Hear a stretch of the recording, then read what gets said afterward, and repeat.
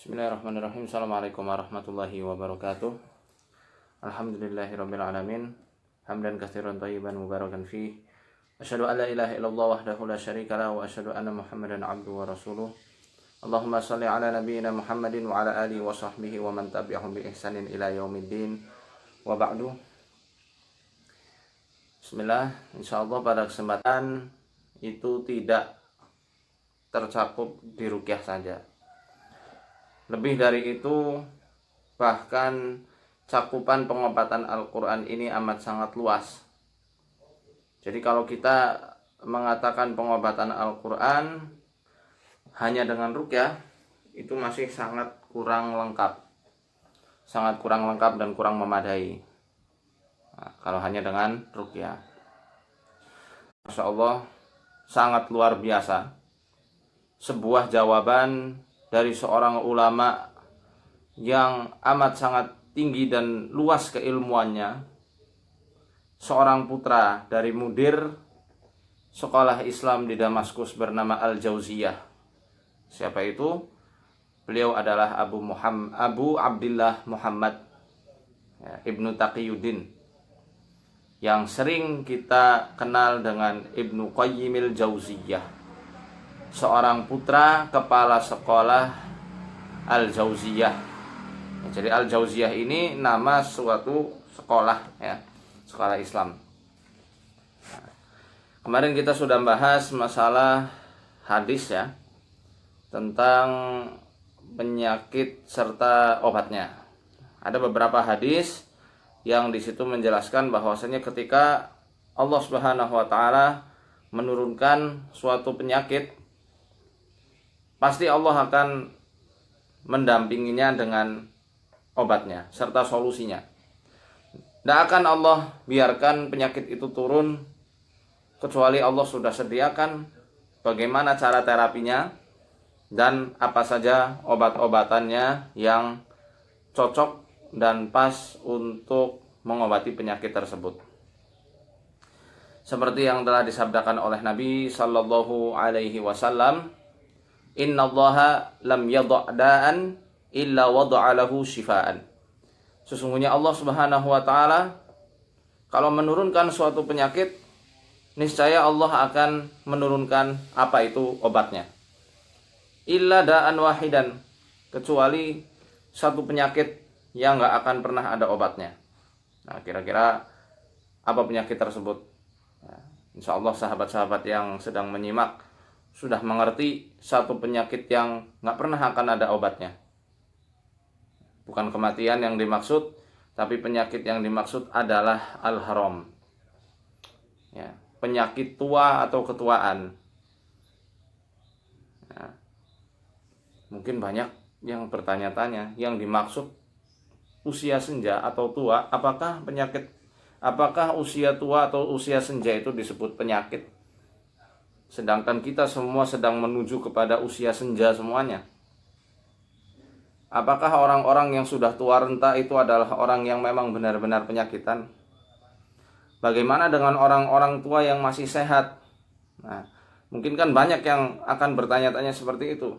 Jadi ternyata penyakit yang dimaksud oleh Nabi Sallallahu Alaihi Wasallam, ya, yang beliau itu katakan dengan penyakit al-haram atau dengan penyakit tua, yang dimaksud bukan usia tuanya, tetapi usia senja atau usia tua ini adalah gerbang menuju banyaknya penyakit-penyakit yang masuk.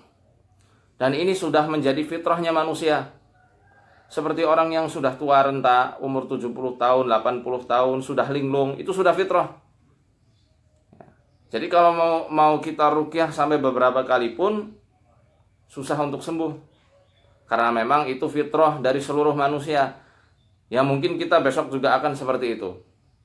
Dan ini sudah Allah sinyalir di juz 21 ayat 54 surat Ar-Rum. Allahul ladzi khalaqakum min dha'fin thumma ja'ala min ba'di dha'fin quwwata. Ya, Allah Subhanahu wa taala yang telah menciptakan kalian, kemudian menjadikan kalian lemah. Setelah kelemahan kalian, Allah menjadikan kalian menjadi kuat di usia-usia produktif, usia 20, 30 tahun, 40 tahun, usia produktif lagi kuat-kuatnya manusia. Nah, di usia-usia ini kalau memang ada penyakit-penyakit aneh tiba-tiba linglung, insya Allah masih ada obatnya. Dan itu bukan fitrah, karena mungkin ada sesuatu yang masuk ke dalam tubuh orang tersebut. Ya. Tsumma ja'ala min ba'di quwwatin dha'fa wa syaibah. Kemudian setelah usia-usia produktif, usia-usia ketika manusia itu lagi kuat-kuatnya, lagi aktif-aktifnya, Allah nanti akan menjadikan manusia itu menjadi lemah lagi. Seperti anak kecil. Ya. Pikirannya lemah, fisiknya lemah, menjadi lemah, wasaibah, beruban. Nah, ini sudah Allah sinyalir dalam Al-Quran, maka sudah menjadi fitrah manusia. Al-haram ketika kita menginjak pada masa-masa usia senja, usia tua, ketika datang suatu penyakit, dan penyakit itu yang sudah maklum sebagaimana mestinya, seperti menopause untuk perempuan, dimaksud sebagai penyakit al-haram. Yang dimaksud bukan penyakit tua, tetapi penyakit yang datang di waktu tua, di masa-masa usia senja. Ini yang kata Nabi SAW, obatnya sudah tidak ada lagi. Seperti itu. Nah, bukan penyakit demam, bukan penyakit flu, bukan itu yang dimaksud, tetapi lebih dari itu linglung dan menopause serta lain-lainnya. Rabun senja, nggak bisa melihat seperti ketika dia itu masih muda, sudah nggak bisa mendengar seperti mendengarnya anak-anak muda, yaitu sudah menjadi ketetapan Allah yang nggak ada lagi obatnya. Itu yang dimaksud oleh Rasul Shallallahu Alaihi Wasallam. Wahada ya'umu adwa al-qalbi war-ruhi wal-badani wa adwiyataha. Nah, hadis tersebut mencakup tentang penyakit-penyakit hati serta penyakit ruh dan penyakit-penyakit pada badan serta obat-obatnya. Nah, apa bedanya antara penyakit hati dan penyakit kejiwaan? Nah, di sini ada perbedaan, ya. Penyakit hati atau penyakit qalbu itu adalah penyakit-penyakit yang sudah Allah jelaskan dalam Al-Quran, yakni tentang kebimbangan, keraguan-raguan terhadap kebenaran Islam, keraguan-raguan terhadap Al-Quran, ya. Kemudian apa? Penyakit syahwat, penyakit syubhat, penyakit-penyakit noda-noda kesyirikan yang tertambat amat sangat dalam di hati, noda-noda bid'ah dan lain sebagainya. Itu termasuk penyakit-penyakit hati. Beda dengan penyakit jiwa. Adapun penyakit ruh yang dijelaskan oleh Ibnul Qayyim rahimahullah di sini bukan seperti yang kita jelaskan tentang penyakit hati. Penyakit kejiwaan lebih cenderung pada penyakit-penyakit yang dipelajari dalam ilmu psikologi, skizofrenia, bipolar, multiple personality, ya, dan lain-lainnya. Nah, itu termasuk penyakit-penyakit ruh atau penyakit kejiwaan, ya. Dan penyakit pada badan. Nah, penyakit pada badan ini sudah pernah kita bahas tentang rumusannya dalam Al-Quran, ya, dalam kitab At-Tibbu An-Nabawiyyu. Ya, mungkin bisa dilihat nanti di streaming saya, karena kita akan membahas lebih lanjut. Ini hanya murojaah saja, ya, hanya murojaah saja. Wa qad ja'ala Nabiyyu sallallahu alaihi wasallam al-jahladaan wa ja'ala dawa'ahu su'alal ulama. Dan Nabi sallallahu alaihi wasallam telah mengabarkan kepada kita bahwasanya kebodohan itu adalah suatu penyakit.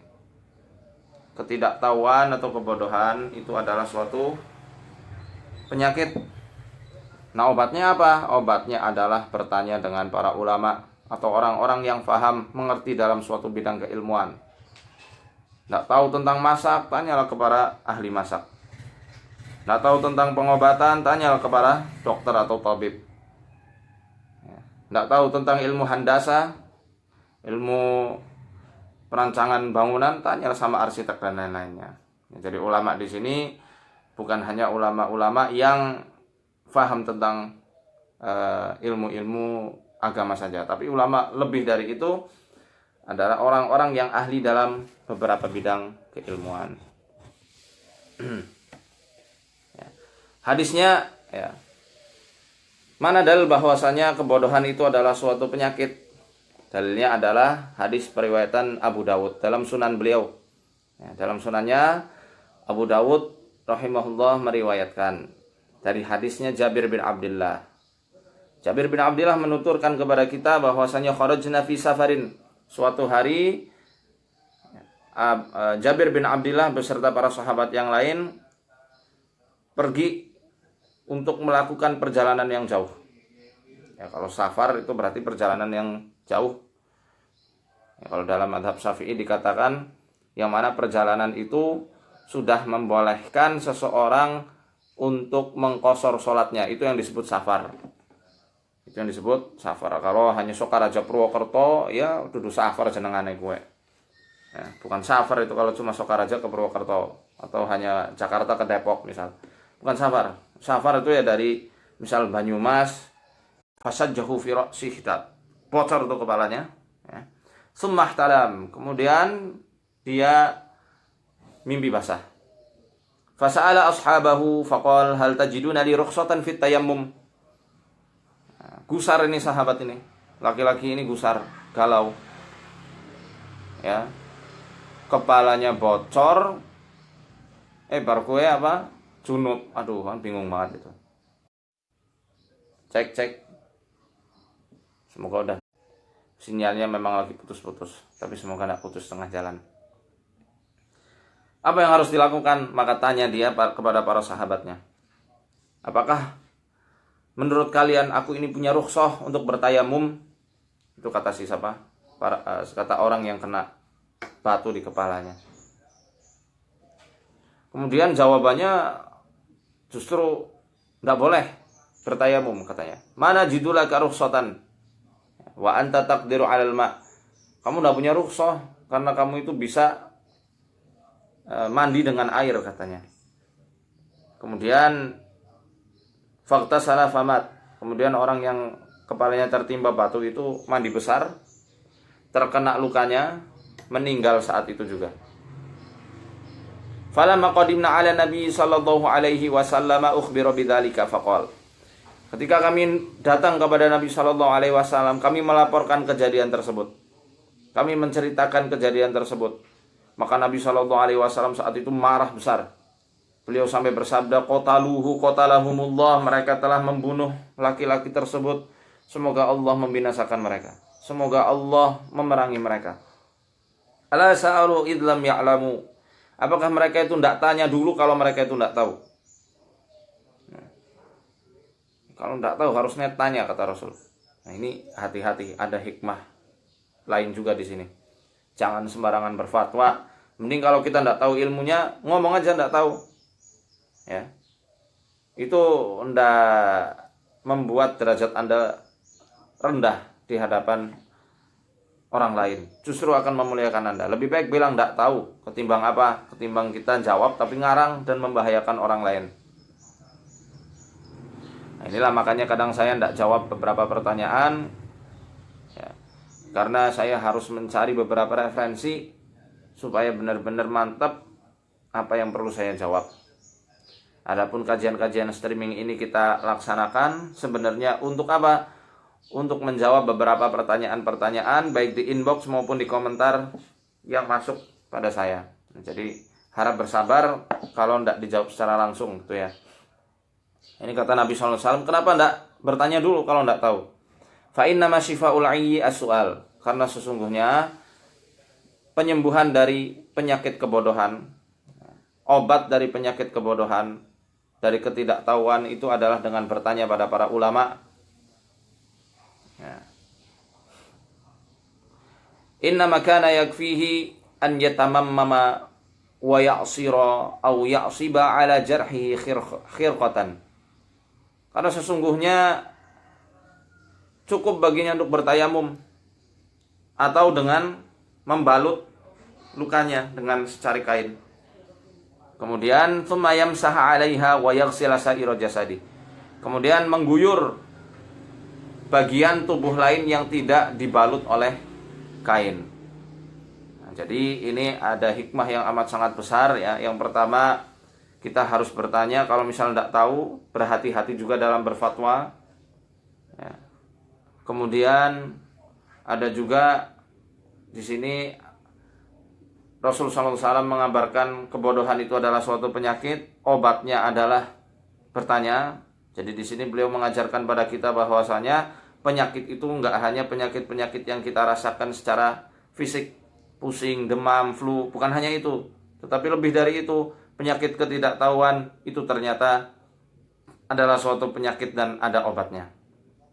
Ya, kemudian kalau kita sedang sakit, misal naudzubillah tangannya patah sehingga harus digip, ya, dibalut dengan kain. Nah, kalau misal junub, tidak perlu gipnya dikuyuri air, cukup diusap saja. Diusap dengan air sudah cukup, atau hanya diusap saja. Kemudian diguyur bagian tubuh lain yang tidak dibalut. Ya. Jadi ini sebuah hikmah dari hadis Nabi Shallallahu Alaihi Wasallam yang amat sangat besar untuk kita, yang insya Allah manfaatnya juga amat sangat luas. Ya. Waqad akhbar Allah subhanahu anil Qur'ani annahu shifaun. Dan Allah Subhanahu wa taala juga telah mengabarkan pada kita bahwasannya Al-Qur'an itu adalah penyembuh. Al-Qur'an itu syifa. Al-Qur'an adalah penyembuh. Allah Subhanahu wa taala menjadikan kata syifa bukan kata dawa. Kenapa? Syifa maknanya kepastian. Al-Qur'an sifatnya pasti menyembuhkan. Sedangkan dawa sifatnya ihtimal, kadang menyembuhkan, kadang tidak menyembuhkan, kadang-kadang malah menimbulkan efek samping. Itu dawa. Tahu syifa itu sudah pasti menyembuhkan, asalkan cara-caranya betul. Ya. Faqala ta'ala, Allah Subhanahu wa taala mengabarkan pada kita, walau ja'alnahu Qur'anan a'jamiyyan laqalu laula fussilat ayatuhu a'jamiyyun aw arabi wa a'jamiyyun wa arabi qul huwa lil ladzina amanu hudaw wa shifaa. Kalau kami menjadikan Al-Qur'an ini dengan menggunakan bahasa a'jam, bahasa selain bahasa Arab, niscaya orang-orang kafir itu akan berkata, kenapa ayatnya tidak diperjelas untuk kami?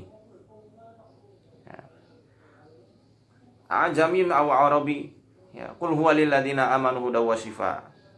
Maka katakanlah hai Muhammad, bahwasanya Al-Qur'an ini adalah petunjuk serta penyembuh untuk siapa? Orang-orang yang beriman. Maka kami sudah sering menjelaskan bahwasanya pengobatan Al-Qur'an ini ranahnya imaniyah, bukan ranah ilmiah. Ya, mungkin sudah ada yang menjelaskan secara ilmiah, wallahu a'lam, kita belum tahu. Tapi ranahnya Al-Qur'an ini imaniyah. Apa bedanya antara imaniyah dan ilmiah? Perkara-perkara ilmiah adalah sesuatu keyakinan yang lahir karena pengetahuan kita terhadap sesuatu.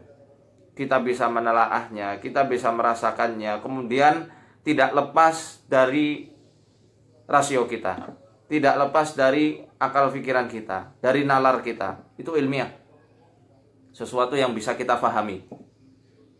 Kemudian muncul ma'rifat, muncul suatu keyakinan, suatu pengetahuan, dan itu diyakini benar-benar. Itu namanya ilmiah. Tapi kalau imaniyah adalah sebuah keyakinan yang menghujam kuat di dalam hati, yang mana keyakinan ini timbul dari sesuatu yang tidak bisa kita lihat, tidak pernah bisa kita ketahui, dan jauh dari nalar pikiran kita. Itu imaniyah. Jadi kalau ada orang-orang yang suruh membuktikan, silakan buktikan Al-Quran ini secara ilmiah. Al-Quran bukan hanya ilmiah. Al-Quran tidak pantas dikatakan hanya sekedar ilmiah saja, tetapi lebih dari itu, Al-Quran adalah sifatnya imaniyah. Maka kadang banyak perkara-perkara serta kasus-kasus yang di luar nalar kita, tidak nyampe kadang akal pikiran kita, tapi nyatanya ada betul dalam pengobatan Al-Quran ini. Perkara imaniyah sama seperti Isra Mi'raj Nabi SAW. Coba buktikan secara ilmiah, tidak bisa kita mengilmiahkan bagaimana Nabi SAW menunggangi Buraq dari Masjidil Haram ke Masjidil Aqsa, dari Masjidil Aqsa Mi'raj sampai langit ke-7. Nggak bisa itu dikatakan sebagai ranahnya ilmiah. Lebih dari itu, perkara itu adalah perkara imaniyah, yang butuh kesadaran betul dalam hati pada perkara-perkara yang susah diterima oleh nalar kita. Susah bukan karena hal aneh, tapi akal pikiran kita yang terlalu kerdil. Nah, ini makanya sebentar, ini sinyalnya lagi jelek. Sudah bisa ya? Saya lanjut. Mohon maaf, ini agak terganggu. Sudah lancar? Sudah bisa? Sudah ya? Baik. Allah Subhanahu wa taala berfirman dalam surat Al-Isra ayat 82, "Wa nunazzilu mina." Mohon bersabar ya. Ini Masya Allah sinyalnya sedang jelek. Kami telah menurunkan ya Al-Qur'an ini sebagai penyembuh dan rahmat untuk orang-orang yang beriman. Jadi kata min dalam ayat 82 surat Al-Isra ini maknanya adalah min. Wa minha huna li bayanil jinsi la li tab'id. Maknanya adalah min yang menunjukkan bahwasanya Al-Qur'an ini kesemuanya adalah penyembuh. Dalam mushaf dari surat Al-Fatihah sampai surat An-Nas itu semuanya penyembuh. Memang nanti kadang ada kita spesifikasikan beberapa ayat-ayat yang cocok untuk penyakit-penyakit tertentu. Tetapi hal tersebut bukan berarti menunjukkan Al-Quran ini hanya ayat-ayat tertentu saja yang menjadi penyembuh. Tidak, tapi semuanya. Dari Al-Fatihah, Al-Baqarah, Ali Imran, An-Nisa, Al-Ma'idah, Al-An'am, Al-A'raf, Al-Anfal, At-Taubah, Yunus, sampai seterusnya. Itu semuanya adalah syifa, penyembuh. Tidak ada satu ayat pun yang terlewat kecuali di situ ada penyembuh bagi orang-orang yang mengimani Al-Quran dengan keimanan yang benar. La li tab'id, min tersebut bukan min tab'id. Min dalam bahasa Arab kan artinya dari ya, tapi maknanya ada banyak. Salah satunya di sini adalah untuk tab'id, untuk sebagian saja yang menunjukkan suatu hal itu hanya sebagiannya saja. Adapun min tab'id itu contohnya bisa Anda lihat di permulaan juz 4, lan tanalul birra hatta tunfiqu mimma tuhibbun. Kalian tidak akan bisa mendapatkan suatu kebaikan hatta tunfiqu mimma tuhibbun, sampai kalian menafkahkan sebagian harta yang kalian cintai, yang paling kalian cinta. Alif Lam Mim dzalikal kitabul la raiba fihi hudal lil muttaqin alladzina yu'minuna bil ghaibi wa yuqimunas shalah wa mimma razaqnahum yunfiqun. Yaitu orang-orang yang beriman pada hal yang gaib, yang mendirikan salat, wa mimma razaqnahum yunfiqun. Mimma berasal dari kata min dan ma. Mimma berarti sebagian, yaitu orang-orang yang menafkahkan sebagian rizki yang telah kami berikan kepadanya. Jadi cuma sebagian perintah Allah, bukan menafkahkan semua harta. Menafkahkan semua harta ini juga Allah larang. Sampai kita akhirnya bisa kebingungan menafkahkan di jalan Allah sebagian saja. Ini min di sini dalam surat Al-Baqarah adalah min tab'id, yakni sebagian yang menunjukkan bahwasanya min itu ada. Mohon maaf. Ini sinyalnya Masya Allah. Ya nanti kalau misal mogok sinyalnya, Anda ada kesibukan, silahkan nanti bisa disimak di Facebook saya, di wall saya ya. Ini karena sinyal yang ada, tapi insya Allah kita akan tetap lanjut. Berapapun yang menyimak, saya tidak peduli, karena insya Allah nanti tetap bisa disimak setelah kajian ini selesai, karena akan saya simpan. Ya.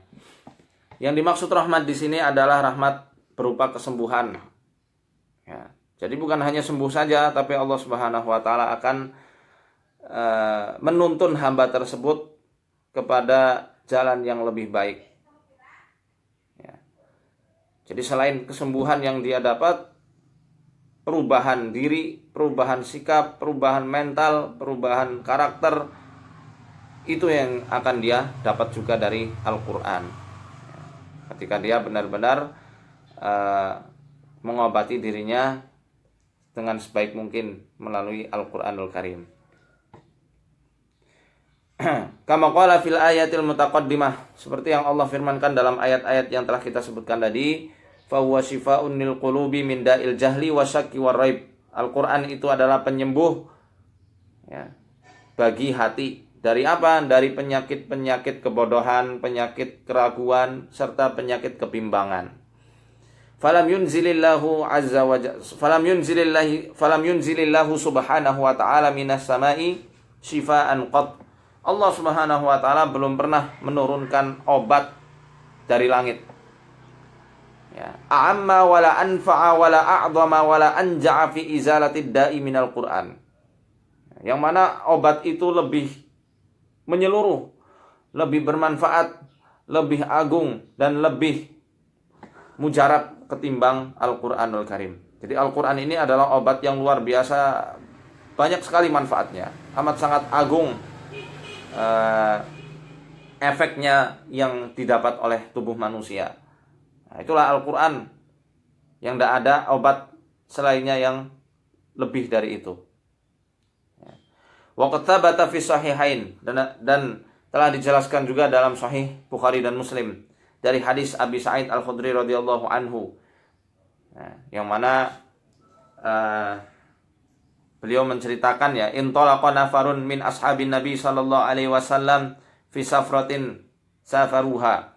Telah berangkat ya, suatu ketika ada suatu rombongan dari sahabatnya Nabi sallallahu alaihi wasallam yang berangkat untuk bersafar. Hatta nazalu ala hayyin min ahya'il Arab fastadafuhum. Sampai suatu ketika para rombongan sahabat ini sampai kepada suatu perkampungan, suatu distrik perkampungan dari perkampungan orang-orang Arab. Fastadafuhum. Lalu para sahabat-sahabat Nabi ini meminta untuk dijamu pada orang-orang tersebut. Fa'abau an yudayifuhum. Kemudian ya, orang-orang di perkampungan itu nggak mau untuk menjamu para sahabat Nabi Shallallahu Alaihi Wasallam. Ya, ini dibolehkan sebenarnya kita mau menjamu atau tidak. Tapi di sini ketika dalam keadaan kehabisan makanan, sebaiknya kita jamu lah. Ya, tapi mereka orang-orang Arab yang didatangi oleh para sahabat Nabi tidak mau menjamu mereka. Faludigha sayyidu dalikal hayy. Lalu kemudian kepala desanya, ya, Pak Lurahnya gitu ya, disengat oleh binatang berbisa, kalajengking ya. Fasa'aulahu bikulli syai'in falam yanfa'uhu syai'un. Lalu orang-orang yang ada di desa itu berusaha untuk mengobati kepala desanya, tapi tidak ada satu obat pun yang berhasil untuk menyembuhkan sengatan berbisa tersebut. Faqala ba'duhum li ba'din. Kemudian mereka saling bertanya-tanya. Ya. Lau ataitum haula'ir rahta alladzina nazaru. Mungkinkah salah seorang di antara kalian mendatangi rombongan tersebut yang tadi telah mendatangi kampung kita, la'allahu an yakuna 'inda ba'dihim syai'un, yang mana mungkin salah seorang di antara mereka mempunyai sesuatu untuk mengobati kepala desa kita. Ya. Fa'atauhum faqalu ya ayyuhar rahtu. Maka ada beberapa utusan dari perkampungan tersebut mendatangi para sahabat Nabi sallallahu alaihi wasallam. Kemudian mereka berkata, ya ayyuhar rahtu, wahai rombongan, ya, inna sayyidana ludigha. Sesungguhnya pemimpin kami telah tersengat sengatan berbisa. Wa sa'aina lahu bikulli syai'in la yanfa'uhu syai'. Kami telah berusaha sekuat tenaga kami untuk menyembuhkan dia, tapi tidak ada yang bisa menghasilkan sesuatu, nggak berhasil. Ya.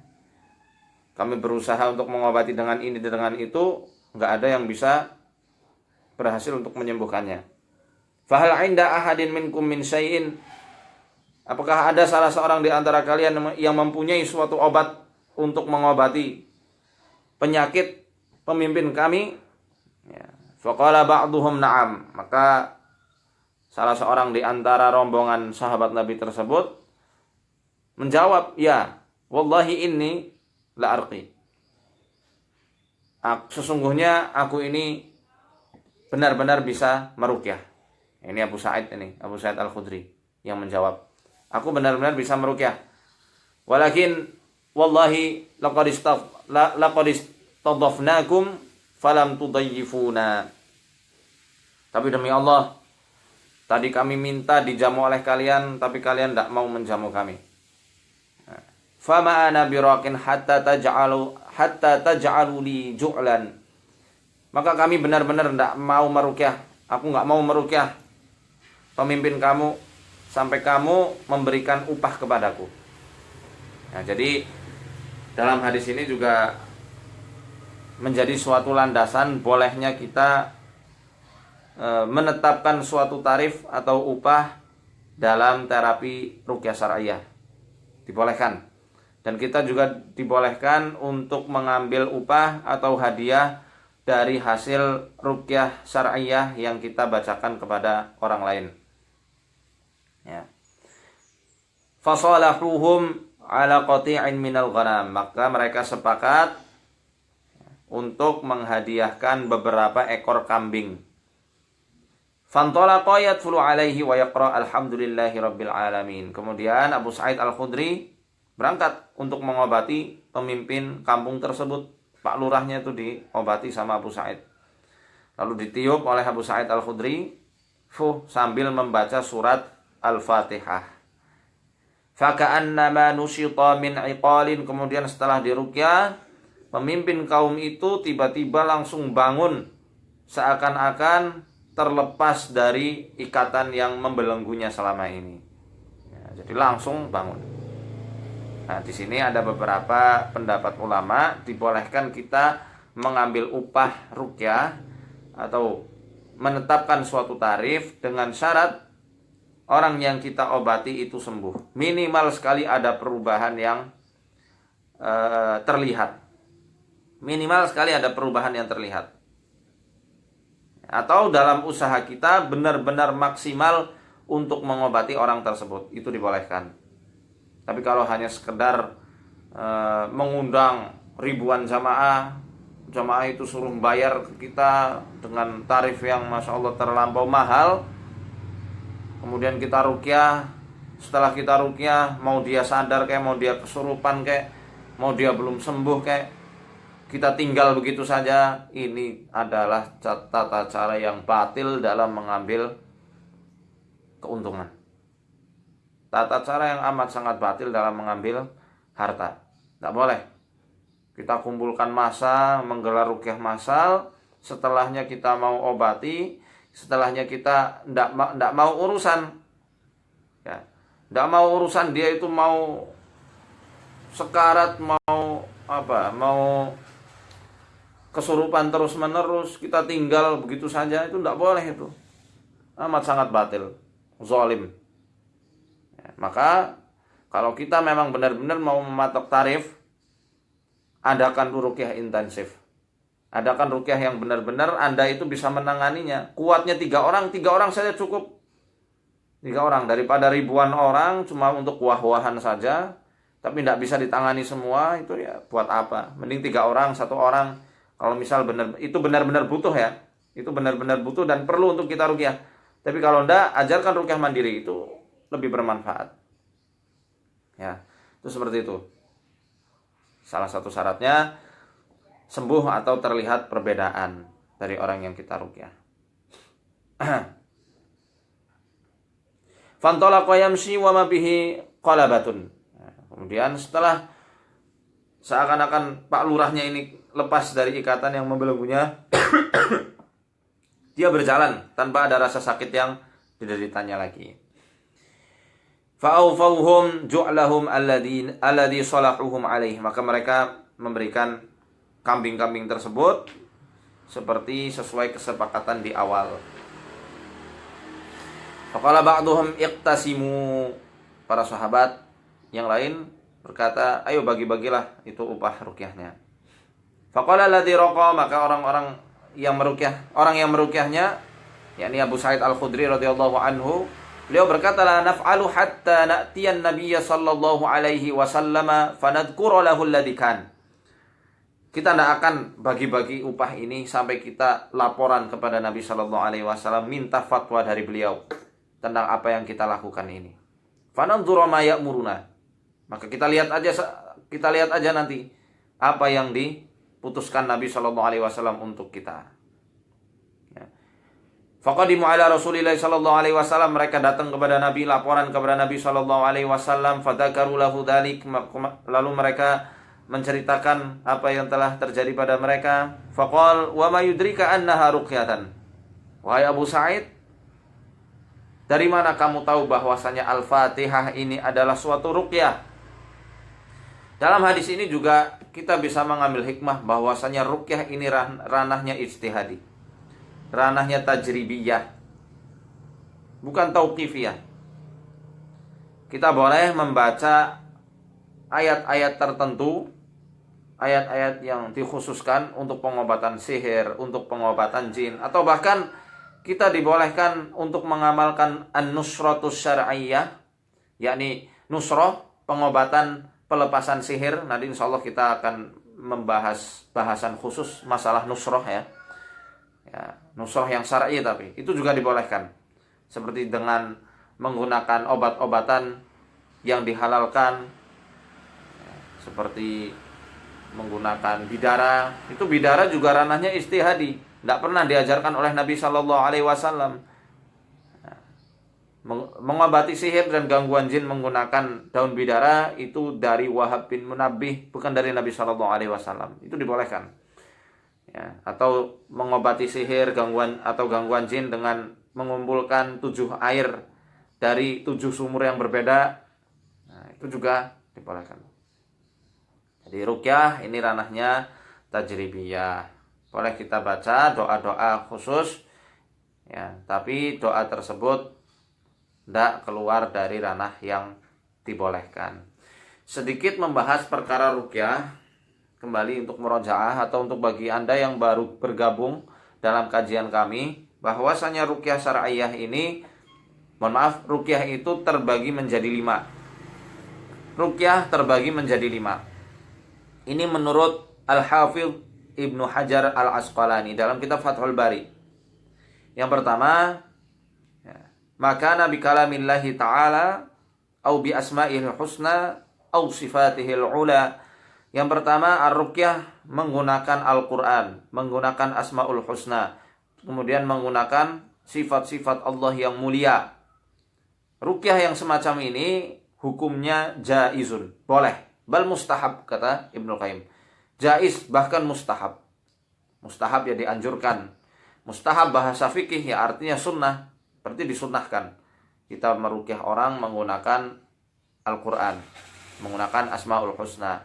Kita meruqyah orang menggunakan sifat-sifat Allah yang mulia. Contohnya, ya Hayyu ya Qayyum bi rahmatika astaghits, aslih li sya'ni kullahu fala takilni ila nafsi tarfat ain. Untuk meruqyah diri sendiri itu boleh. Allahumma rabban nas adhibil ba'sa isfi wa anta syafi. Nah, ini menggunakan sifat Allah yang mulia. Sembuhkanlah ya Allah wa anta syafi, karena sesungguhnya Engkau adalah Tuhan yang Maha Penyembuh. Kita ruqyah dengan mengagungkan Allah, mengagungkan sifat-sifatnya Allah yang Maha Mulia. Yang kedua, ruqyah menggunakan zikir-zikir dan doa-doa yang ma'thur, bersumber dari Nabi sallallahu alaihi wasallam. Ini dibolehkan. Contoh, Bismillahilladzi la yadurru ma'asmihi syai'un fil ardi wala fis sama'i wa huwas samiul alim. Atau u'iduka bi kalimatillahi tammah min kulli syaitanin wahammah wa min kulli ainin lammah. Atau u'idukum bi kalimatillahi tammah allati la yujawizuhunna barrun wala fajir min syarri ma khalaqa wa dara'a wa bara' wa min syarri ma dara'a fil ardi wa ma yakhruju minha wa min syarri ma yanzilu minas sama'i wa ma ya'ruju fiha wa min syarri fitanil laili wan nahar wa min syarri kulli tawariqin illa tawariqan yatruku bi khairin ya rahman, dan lain-lainnya. Ini salah satu ruqyah yang bisa kita bacakan dari sunnahnya Nabi Shallallahu Alaihi Wasallam. Hukumnya jaizun bal mustahab, hukumnya boleh dan dianjurkan, dapat pahala sunnah. Apakah meruqyah dengan zikir? Bisa. Kita meruqyah orang dengan membaca la ilaha illallah wahdahu la syarikalah lahul mulku wa lahul hamdu wa huwa ala kulli syai'in qadir, itu akan berefek juga. Sama seperti penyembuhan, efek penyembuhannya sama seperti penyembuhan dengan Al-Qur'anul Karim. Ya, sama saja. Yang ketiga, ya, dengan dengan doa-doa yang tidak disunahkan oleh Nabi Shallallahu Alaihi Wasallam. Hukumnya jaiz, hukumnya boleh. Kita meruqyah dengan doa-doa yang tidak diajarkan Nabi. Boleh, tapi tidak dianjurkan. Hukumnya boleh saja. Seperti doa Abdullah As-Saji yang dikutip dan diabadikan oleh Ibnul Qayyim rahimahullah dalam kitab At-Tibbu An-Nabawiyyu.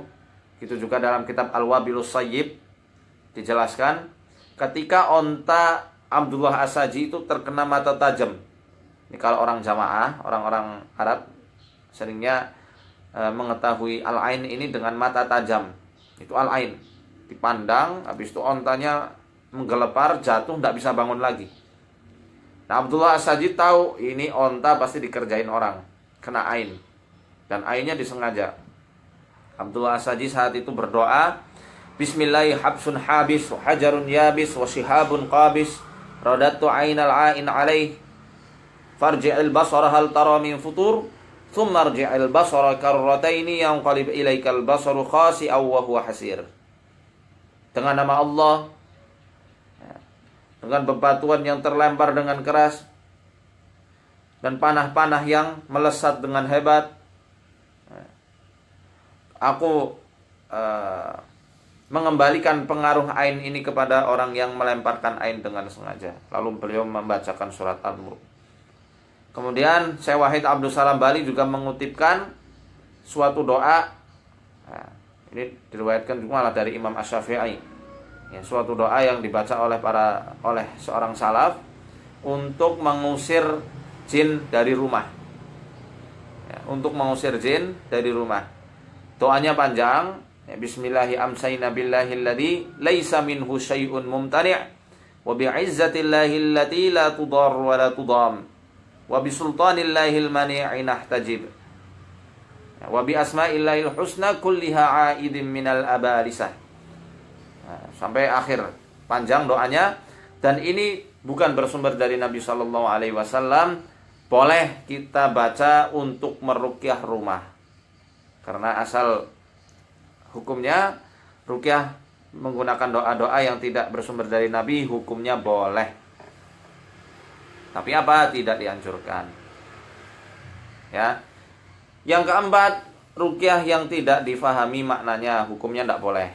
Yang kelima, ruqyah yang menggunakan nama-nama selain nama Allah, hukumnya juga haram, tidak diperbolehkan.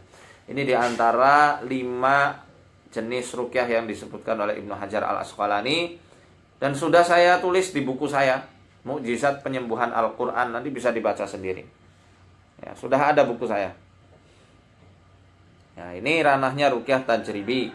Selagi bacaan-bacaannya bebas dari kesyirikan, hukumnya dibolehkan. Ya. Seperti yang disabdakan Nabi Shallallahu Alaihi Wasallam, "I'ridu alayya ruqakum, la ba'sa birruqa ma lam yakun fihi syirkun." Perlihatkan ruqyah kalian, tidak mengapa kalian melakukan ruqyah selagi tidak ada unsur-unsur kesyirikan di dalamnya. Ya. Faqad athara hadzal dawa'u fi hadzal da'i wa azalahu hatta ka'an lam yakun. Sungguh benar-benar telah berefek. Obatnya amat sangat berefek. Ya, dawa di sini maksudnya adalah dengan Al-Qur'an. Ya. Terhadap suatu penyakit yang dibacakannya. sampai benar-benar penyakit itu tidak pernah ada sama sekali. Wa huwa ashalu dawain wa aisaruhu. Dan sesungguhnya Al-Quran ini adalah obat yang amat sangat mudah, amat sangat ringan. Ya. Untuk apa? Untuk seluruh orang-orang yang mengimaninya. Jadi ruqyah ini tidak butuh suatu sertifikat khusus. Ya. Semua orang bisa meruqyah dirinya sendiri dan keluarganya. Asalkan apa? Asal yakin dengan seyakin-yakinnya dan mengamalkan isi dari Al-Quran dengan sebenar-benarnya. Walau ahsanal abdu at-tadawi bil fatihati la ra'a laha ta'thiran ajiban fi syifa. Yang mana ketika seorang hamba benar-benar konsisten mengobati dirinya atau mengobati orang lain dengan surat Al-Fatihah, dia memperbagus tata cara pengobatannya dengan surat Al-Fatihah, tentunya dengan perenungan. Nanti saya kasih tahu beberapa hal-hal yang bisa mempengaruhi efektivitasnya. Maka sungguh dia akan benar-benar mendapati efek yang amat sangat menakjubkan. Efek kesembuhan yang benar-benar amat sangat menakjubkan dengan surat Al-Fatihah. Sering kita bahas bagaimana caranya supaya pengobatan kita menggunakan Al-Quran itu berbuah efek yang memuaskan. Tentu tidak lepas dari tadabbur. Ini yang telah disinyalir juga oleh Ibnul Qayyim rahimahullah. La syai'a anfa'u lil qalbi min qira'atil Qur'ani bit tadabburi wat tafakkur. Tidak ada sesuatu yang bermanfaat bagi hati manusia ketimbang apa? Ketimbang membaca, daripada membaca Al-Quran dengan penuh perenungan serta pemahaman. Ya. Itu efeknya. Kemudian dalam kitab Fawaid juga dijelaskan, walau idza aradta an yanfa'a bil Qur'an fajma' qalbaka 'inda tilawatihi wa sima'ihi. Kalau kamu idza aradta lintifa'a bil Qur'an fajma' qalbaka 'inda tilawatihi. Lintasan-lintasan pikiran yang akan terlintas di pikiran kita. Nah, itu kalau memang ada benar-benar hal yang demikian, minta perlindungan pada Allah supaya Allah entaskan kita dari was-was yang dihadirkan oleh para setan. Ya. Kemudian yang ketiga, hadirlah seakan-akan kita ini seperti orang yang sedang difirmankan oleh Allah dalam suatu ayat yang kita baca. Kita membaca ayat tentang Fir'aun, jangan katakan, ayat ini kan buat Fir'aun. Tapi katakanlah, ini ayat untuk sifat-sifat Fir'aun yang ada dalam diri kita. Ada ayat tentang Qarun, jangan katakan ayat ini buat mengenang kedurhakaannya Qarun dan kesombongannya. Jangan katakan itu. Katakan ini ayat untuk kesombongan yang masih ada pada diriku, yang mungkin sama seperti kesombongannya Qarun, yang mungkin sama seperti kikir dan pelitnya si Qarun. Ya, jadi seperti itu. Kalau kita benar-benar pengen menghayati, pelajari tafsir Al-Quran sebenar mungkin. Ya. Pelajari tafsir Quran sebenar-benarnya. Pelajari tauhid, pelajari fikih, karena dengan keilmuan yang memadai, semakin banyak pengetahuan yang masuk pada kita, semakin kuat juga keyakinan kita terhadap Al-Quranul Karim. Maka pengobatan Quran atau ruqyah syar'iyah tidak bisa dipisah-pisahkan dengan yang namanya ilmu syar'i. Ya, baik. Wa makattu bimakkata muddatan ta'tarini adwa. Suatu ketika dulu aku pernah tinggal di Mekah sampai beberapa kurun waktu, hingga suatu ketika aku terserang suatu penyakit, wala ajidu tabiban wala dawaan, yang mana penyakit itu tidak ditemukan dokter atau tabib yang bisa mengobati penyakitnya. Tidak juga aku temukan obat yang mujarab untuk menyembuhkan penyakitku ini. kata Ibnul Qayyim. Fakuntu u'aliju nafsi bil Fatihah. Maka saat itu aku mengobati diriku dengan surat Al-Fatihah. Fa'arolaha ta'thiran ajiban. Maka sungguh aku benar-benar melihat suatu efek yang sangat menakjubkan pada diriku. Fakuntu asifu dzalika liman yashtaki alaman. Maka sungguh aku merekomendasikan surat Al-Fatihah untuk siapa saja yang menderita suatu penyakit. Fakana katsirun minhum yabra'u sari'an. Maka banyak di antara mereka yang mempunyai suatu penyakit kemudian menjadikan Al-Fatihah ini sebagai obatnya. Kemudian mereka menemukan efek yang amat sangat cepat dan drastis untuk menurunkan tingkat keparahan penyakitnya tersebut. Nah, tentang kisah ini banyak sebenarnya, mungkin Anda sendiri pernah merasakannya. Ya, kalau sakit, pegang tempat yang sakit, kemudian bacakan surat Al-Fatihah. Atau bacakan surat Al-Fatihah pada air zam-zam, bacakan surat Al-Fatihah pada segelas air putih, atau pada madu, diminum. Itu juga amat sangat bermanfaat untuk kesehatan badan kita dan penyembuhan seluruh penyakit-penyakit yang kita rasakan. Walakinnaha huna amrun yanbaghi at-tafattun lahu. Tetapi kata Ibnul Qayyim, di sini ada tapinya. Enggak hanya sembarangan membacakan Al-Fatihah. Harus ada kelihayan, keahlian untuk menjadikan Al-Fatihah ini sebagai obat bagi setiap penyakit-penyakit yang diderita oleh manusia. Butuh keahlian, butuh kelihayan, butuh kecerdasan. Wa huwa annal adhkar wal ayati wal ad'iyata allati yustashfa biha wa yurqa biha hiya fi nafsiha nafi'atun syafiyatun. Nah, karena sungguh yang namanya zikir-zikir, ayat-ayat serta doa-doa yang kita minta kepada Allah Subhanahu wa taala penyembuhan dari itu semuanya, penyembuhan melalui doa-doa tersebut. Kemudian kita juga meruqyah dengan doa-doa tersebut.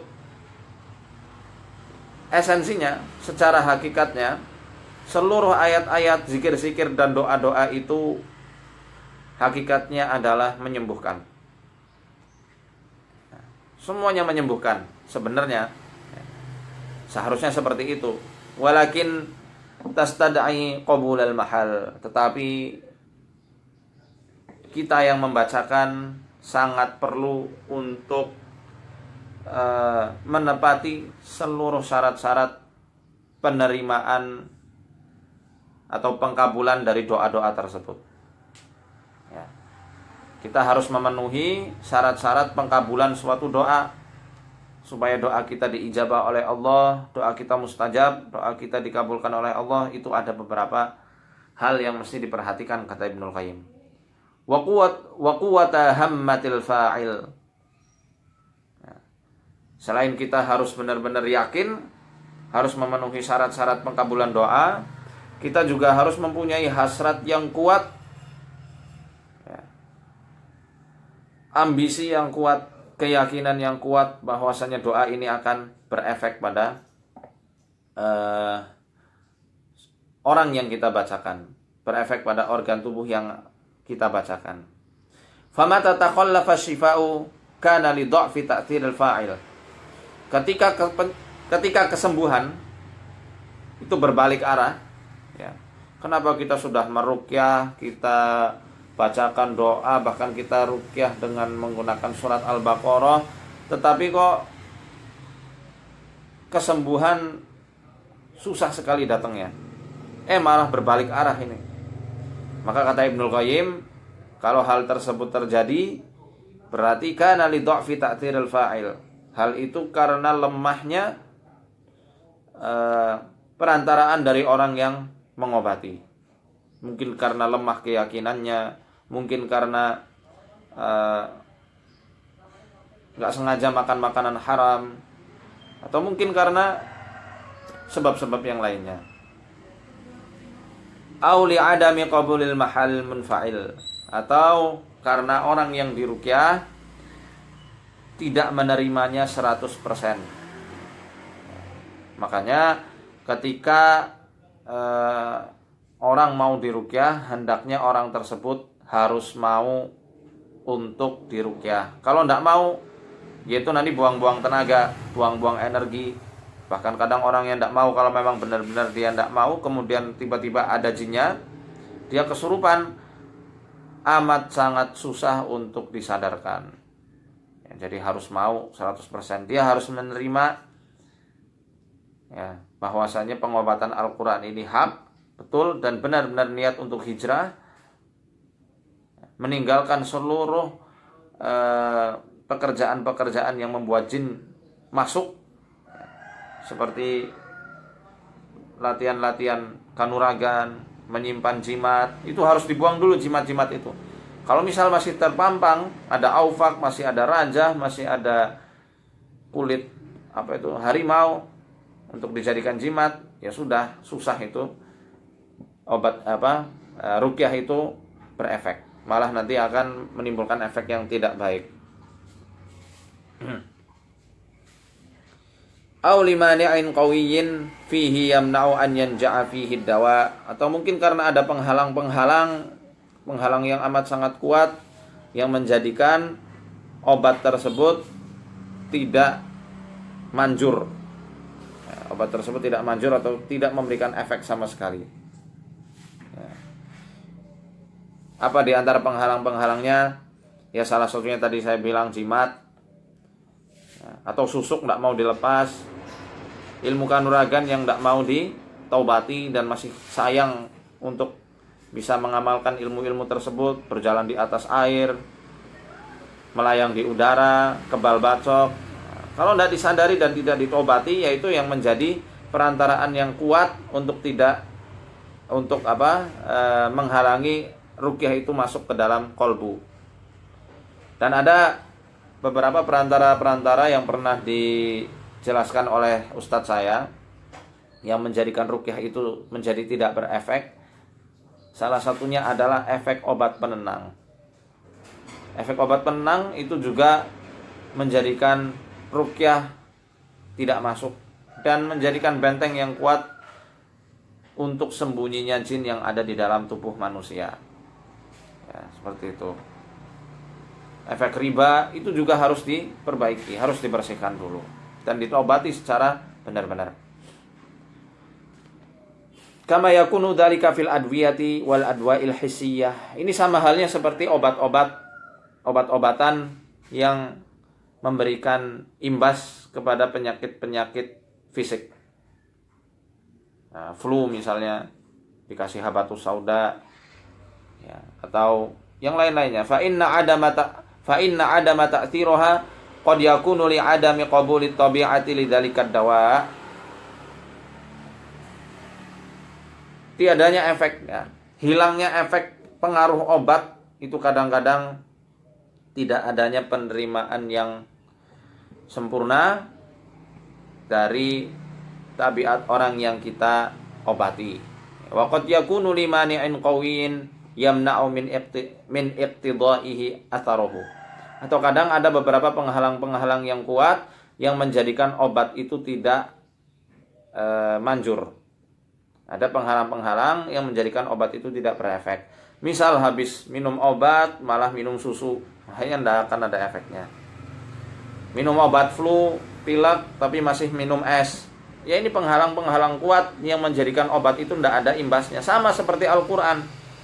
Kita obati dengan Al-Quran, kita ruqyah, tapi masih menjalankan kesyirikan, masih menjalankan praktek-praktek ibadah yang tidak ada tuntunannya dari Nabi SAW. Ya maka jangan harap sembuh, susah sembuhnya, lama. Seperti anak kecil lagi diobati flu-nya, lagi diobati umbelnya, pileknya ya, diobati pileknya, tapi malah diobati dia masih dikasih es krim, ya susah untuk sembuh. Ini penghalang kuatnya. Jadi kalau kita obati, maka harus dilepas dulu beberapa perkara-perkara yang menjadi lawan dari obat tersebut. Ya, semoga ini bisa difahami ya.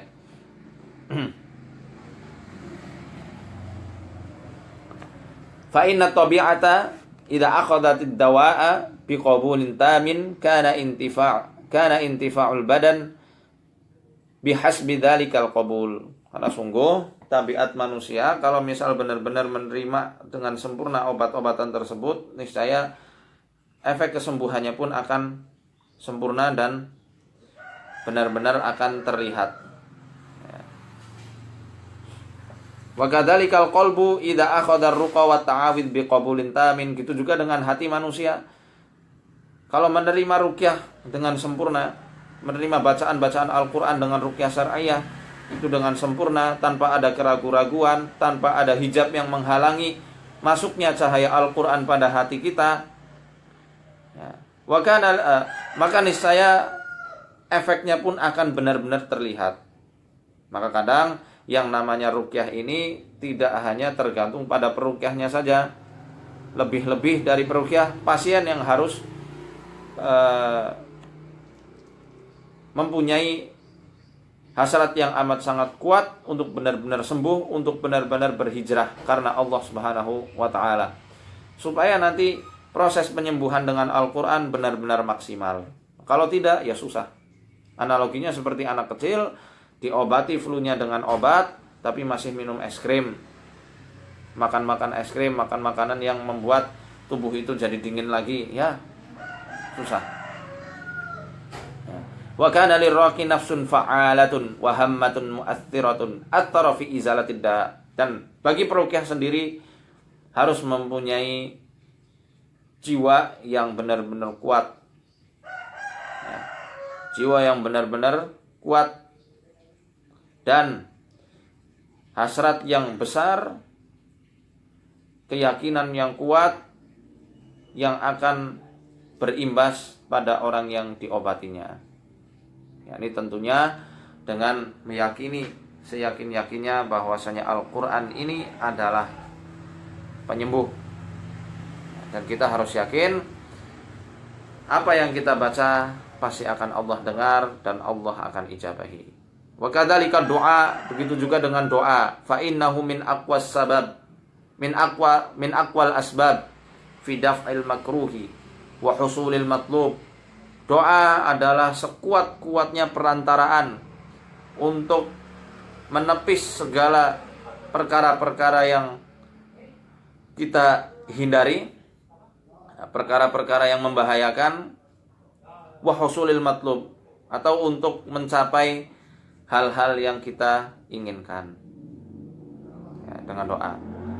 Walakin qad yatakhallafu anhu atharuhu. Tetapi banyak sekali kadang doa itu justru malah berbalik arah, tidak ada efek apa-apa, nggak ada imbasnya sama sekali. Imma li dha'fin fi nafsihi, entah mungkin karena lemahnya hati atau jiwa orang yang berdoa kepada Allah, ya, bi an yakuna doaan la yuhibbuhullah lima fihi minal udwan. Seperti contohnya kita berdoa tapi doanya untuk mendoakan sesuatu yang Allah benci, yakni untuk menimbulkan permusuhan antara satu sama lain. Ya Allah, misal, ya Allah ceraikanlah itu antara suami dan istri fulan sama fulana karena hamba iri misalnya, itu ya tidak bakal dikabulkan, ya. Wa imma li dha'fil qalbi wa adamu iqbalihi 'ala Allahi wa jam'iyatihi 'alaihi waqtad du'a, atau mungkin karena lemahnya hati si pendoanya, ya. Hati si pendoa lemah, suka lalai, lagi berdoa tapi pikiran kemana-mana, ya. Atau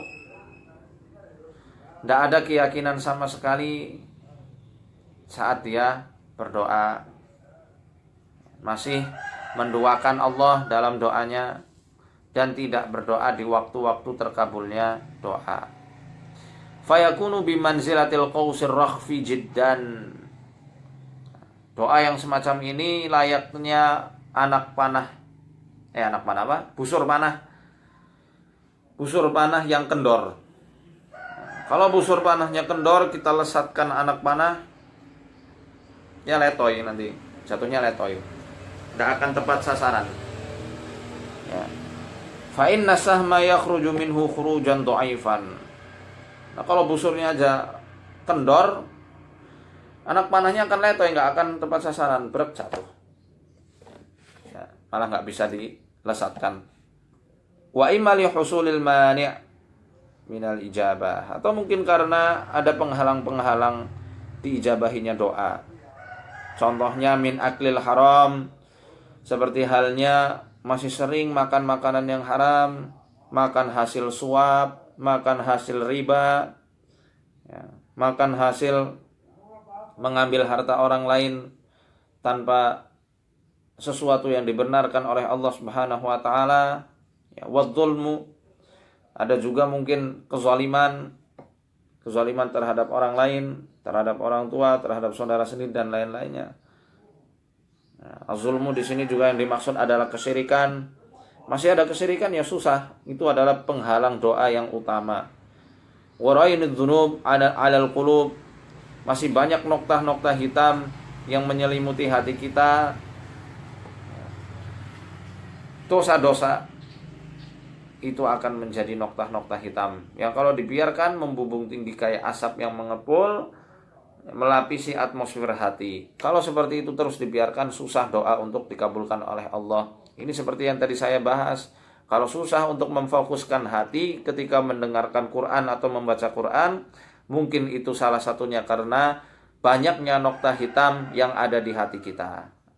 Maka sebelum meruqyah atau diruqyah, sebelum meruqyah diri sendiri atau diruqyah oleh orang lain, hendaknya kita beristighfar kepada Allah Subhanahu wa taala.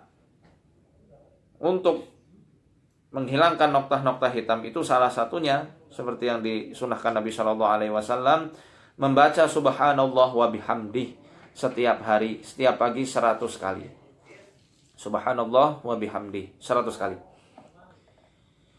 Wastila'il ghaflah wasyahwah wallahu wa ghalabatuha 'alaiha. Atau mungkin banyaknya kelalaian, syahwat, dan juga sesuatu yang melalaikan yang menguasai diri si pendoanya, sehingga ketika doa dia sering lalai. Nah, kalau lalai, doa mana mungkin diijabah oleh Allah Subhanahu wa taala. Ini seperti yang dikabarkan oleh Rasul sallallahu alaihi wasallam dalam Mustadraknya Imam Al-Hakim, ya. Dari hadisnya Abi Hurairah radhiyallahu anhu, Nabi sallallahu alaihi wasallam bersabda, "Ud'ullaha wa antum muqinuna bil ijabah." Doalah sama Allah dan kamu harus yakin bahwasanya doamu itu nanti akan diijabahi oleh Allah. Wa'lamu annallaha la yaqbalu du'aan min qalbin ghafilin lahin. Dan ketahuilah bahwasanya Allah Subhanahu wa taala tidak akan menerima doa, tidak akan mengabulkan doa dari orang-orang yang berdoa dengan hati yang lalai dan hati yang lupa. Mungkin hanya ini yang bisa saya sampaikan, kurang lebihnya saya mohon maaf. Alafu minkum billahi taufiq wal hidayah. Assalamualaikum warahmatullahi wabarakatuh.